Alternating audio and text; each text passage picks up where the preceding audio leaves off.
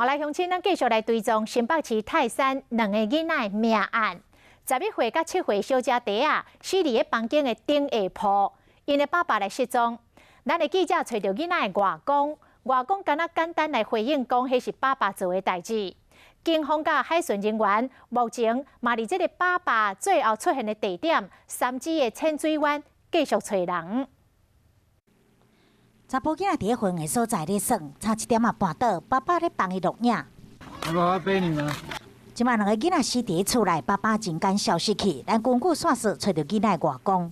已经发生了，也没有什么那个，就是他们自己他们什么事？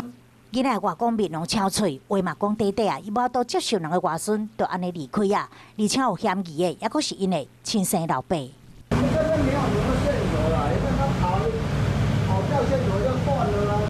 徛喺外头看到查囡仔鞋啊，这阳台嘛有看到囡仔的衫，一切来了伤突然，连厝边嘛唔敢相信。妈妈对小孩都很好，都很开心啊！你看外面脚踏车都还是新的。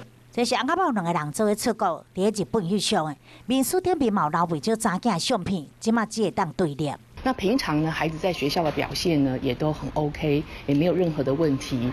那甚至母亲还说呢，他们的家庭呢有这个感情回温的状况。2个囡仔死伫厝内，爸爸煞失踪。警方甲海巡人员持续伫最后出现的地点3支浅水湾扩大搜查，要互这件离奇的命案有一个答案。